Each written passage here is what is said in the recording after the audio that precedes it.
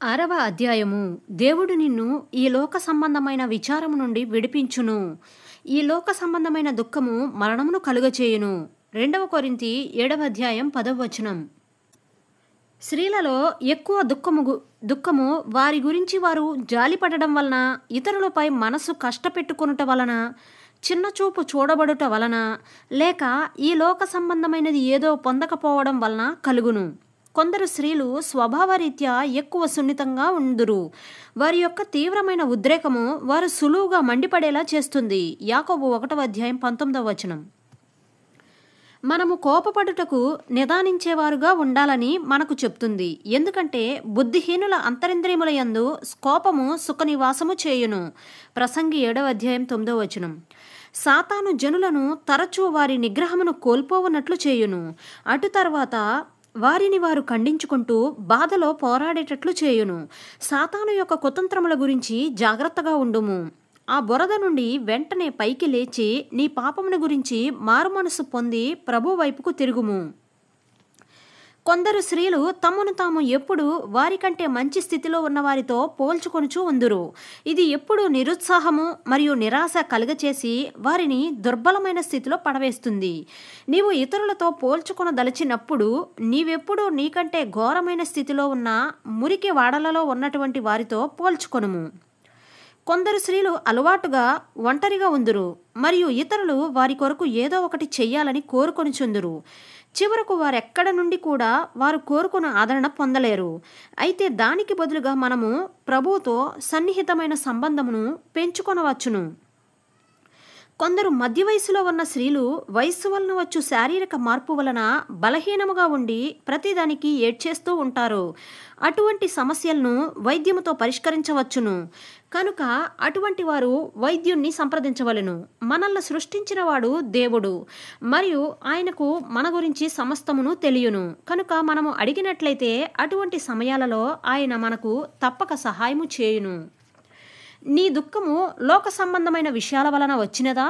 ఈ క్రిందనున్న విషయాల పట్టిక చూసి నీవు పరీక్షించుకో. నీవు గారాబం చేసిన తల్లిదండ్రుల చేత పెంచబడిన అల్లరి బిడ్డవా? అందువలన ఇప్పుడు నీకు ప్రతిదానికి చిరాకు పడుతూ మరియు ఏ చిన్న అసౌకర్యానికి లేక ఆలస్యానికి తట్టుకోలేకుండా ఉంటున్నావా? అందువలన నీవు దుఃఖిస్తున్నావా? దానికి నీ తల్లిదండ్రులను నిందించకు. నీలో ఉన్న చిరాకు పొదగబడి నిన్ను మరియు ఇతరులను బాధించే సర్పముగా కాకముందే అది గ్రుడ్డుగా ఉన్న స్థితిలోనే దానిని విడిచిపెట్టుము. నీవు పెరిగిన విధానం వలన వచ్చిన అలవాట్లను జయించుటకు సహాయము చేయమని దేవుణ్ణి అడుగుము.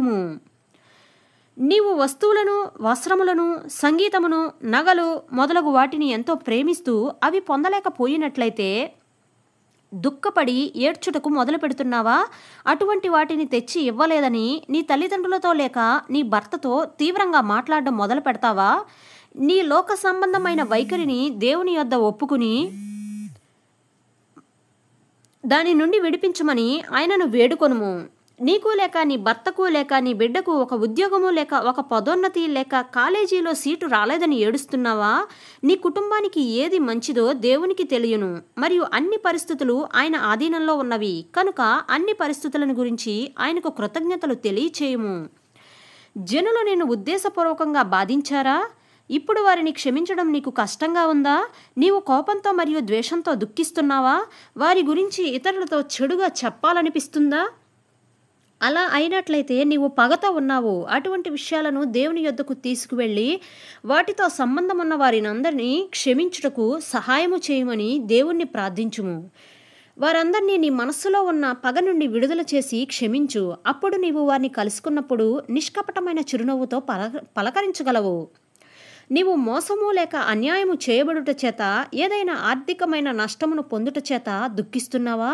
నీవు పొందిన నష్టమును నీవు ధనాశ నుంచి విడుదలగునట్లు మరియు యేసువలే నిన్ను మార్చుటకు దేవుడు ఉపయోగించగలడు. కనుక ఆర్థికపరమైన నష్టమును గురించి కూడా దేవునికి స్తోత్రములు చెల్లించుము. మంచి ఈవుల్ని ఇచ్చే మన ప్రభువు అటువంటి నష్టములను పూడ్చగలడు. ఒక రోజున లోకంలో ఉండిన చెడు చేయువారందరినీ తీర్పు చేయు న్యాయాధిపతి ఆయన గనుక అటువంటి విషయాలను ఆయన చేతులకు అప్పగించటం మంచిది. నిన్ను మోసగించిన వారిని గురించి ఆలోచిస్తూ ఉండినట్లయితే నిన్ను నీవు దుఃఖంలో ముంచివేసుకొందువు. అటువంటి పరిస్థితులలో ఒక ప్రశ్నను వేసుకొనటం మంచిది. అది, ఈ పరిస్థితికి 50 సంవత్సరాల తర్వాత ఏమైనా విలువ ఉంటుందా? నీ భర్తతో నీకున్న ఎవరికీ చెప్పుకోలేని సమస్య వలన నీవు దుఃఖిస్తున్నావా? వివాహములను నాశనము చేయుటకు సాతాను బయలుదేరి ఉన్నాడు. అన్ని విధములైన అసూయపు ఆలోచనలను తిరస్కరించుము. వివాహము సౌందర్యముగా ఉండునట్లు దేవుడు ఏర్పాటు చేసెను కనుక నీ వివాహమును ఒక తోట వలె సాగు చెయ్యి. తోటకు ఎప్పుడు నీరు పెట్టి అభిప్రాయ భేదము మరియు అనుమానము అనే శత్రువు చల్లిన కలుపు మొక్కలను ఎప్పటికప్పుడు తీసివేయుము. వాటికి బదులు దైవిక విత్తనాలైన ప్రేమ మరియు క్షమాపణను ఆ తోటలో నాటుము. నీవు మరలా గర్భము ధరించినందున దుఃఖిస్తున్నావా?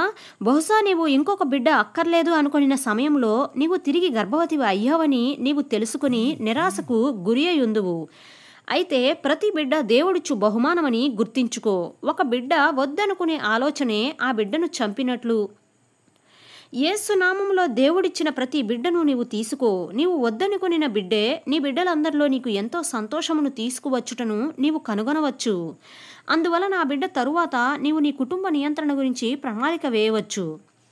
నీవు ఏడుస్తూ ఉంటే అది ఇతరులు నిన్ను పట్టించుకునేలా చేయునని, మరియు నీవు తగినంతగా ఏడిస్తే నీ భర్త నుండి లేక నీ తల్లిదండ్రుల నుండి నీకు కావలసిన వాటిని పొందుకోగలవని తెలుసుకుని నీవు ఏడుస్తున్నావా? అటువంటి స్వార్థం నుండి నిన్ను విడుదల చేయమని దేవునికి ప్రార్థించుము. నీవు అనుకున్నట్లు అన్నీ జరుగుటలేదని నీవు దుఃఖిస్తున్నావా? దేవుడు నీ ప్రార్థనలకు జవాబు ఇవ్వలేదని నీవు నిరాశ చెంది ఉన్నావా? అటువంటి వైఖరి తనను తాను ప్రాముఖ్యంగా చూసుకునే వైఖరి నుండి కలుగును. నీకు ఆయన సహనమును ఇమ్మని ప్రభువుని అడుగుము.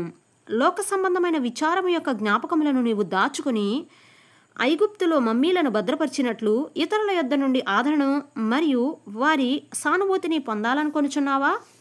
ఎప్పుడైతే నీ గతంలో నుండిన బాధాకరమైన సంఘటనలను జ్ఞాపకం తెచ్చుకొనున్నట్లు నీవు శోధించబడదవో, అటువంటి ఆలోచనలను వెంటనే తిరస్కరించుటకు సహాయము చేయమని దేవుణ్ణి అడుగు. నీవు అట్లు క్రమంగా చేసినట్లయితే కొద్ది కాలమైన తరువాత జరిగిన సంఘటనలను మర్చిపోవుటను నీవు కనుగొందువు మరియు దానిని బట్టి నీ మనస్సు స్వస్థపడును. నీ గతము శాశ్వతముగా పాతి పెట్టబడవలసిన కుళ్ళిపోయిన శవము వంటిది.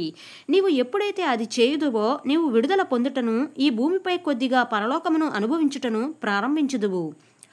ఆ విధముగా నీవు నీకు మరియు నీ చుట్టూ ఉన్నవారికి ఈ లోకమును ఒక మెరుగైన స్థలముగా చేయుదువు. దేవుడు ఉద్దేశించిన విధముగా నీవు నీ జీవితమును జీవించుము. నీ స్వార్థము నుండి మారుమనసు పొందు మరియు నీ జీవితమును సంపూర్తిగా యేసు ప్రభుకి అప్పగించుకో. నీకు ఒక్కొక్కసారి ఇంకా సహించలేను అనుకునే స్థితి ఉండవచ్చు, కానీ నీవు ఎక్కువగా ఊహించుకున్నావని మరియు దేవుని కృప నీ పరిస్థితుల నుండి నిన్ను బయటకు తీసుకువచ్చుటకు సరిపోయినదని తరువాత తెలుసుకొందువు. నీకుండిన సామర్థ్యం కంటే ఎక్కువగా దేవుడు ఎప్పుడూ నిన్ను పరీక్షింపబడనీయడు. ఎంతోమంది పరిశుద్ధులైన స్త్రీలు దేవుని కొరకు ఎంతగానో శ్రమను అనుభవించిరి. 16వ శతాబ్దంలో ఫ్రాన్స్లో మేడం గయోన్ అనే ఆమె విశ్వాసము కొరకు ఒక మంచు వలనైన చల్లని జైలు గదిలో చాలా కాలము బాధించబడినది. కానీ ఆమె తన యొక్క ప్రభువుకు అంకితమై ఉండుట చేత ఈనాటికి జనులకు దీవెనకరముగా ఉండు విజయోత్సాహపు ఆత్మతో నిండిన పుస్తకములను ఆ జైలు గదిలో నుండి వ్రాసినది. స్త్రీలుగా మనము స్థిరముగా ఉండాలని దేవుడు కోరుచున్నాడు. మనము సమస్యలతో పెనుగులాడుచున్న ఇతరులకు సహాయముగా ఉండాలి తప్ప మనమే నరాల బలహీనతతో పడిపోకూడదని ఆయన కోరుచున్నాడు. ఆయన యొక్క శక్తి అన్ని వేళల యందు మనకు అందుబాటులో ఉండును మరియు ఆయన మనల్ని బలవంతులుగా చేయగలడు. కనుక మనము ఆయన యందు నమ్మిక ఉంచుదుము మరియు మనము ఎదుర్కొనిన బాధాకరమైన సమయములను ప్రభు యొక్క సహాయముతో మన యొక్క శ్రేష్టమైన సమయములుగా కనుగొనవచ్చును. నీ జీవితము మరియు నీ భవిష్యత్తును సంపూర్తిగా దేవుని చేతులలో ఉంచుము. ఆయన నీ యొక్క అతి క్లిష్టమైన సమయంలో సహాయము చేయును. రాబో రోజుల్లో ఇంకా గొప్ప పరీక్షలు ఉండవచ్చును, కానీ నీవు వాటన్నిటినీ జయించుదువు. ఆయన నీ స్వభావంలో ఉన్న బలశాలను నీవు జయించున్నట్లు చేయును మరియు ఆయనకు సంతోషం కలిగించు జీవితము జీవించుటకు శక్తినిచ్చును. ఈ విధముగా నీవు అనేకులకు ఆశీర్వాదకరంగా ఉందువు. ఆమెన్.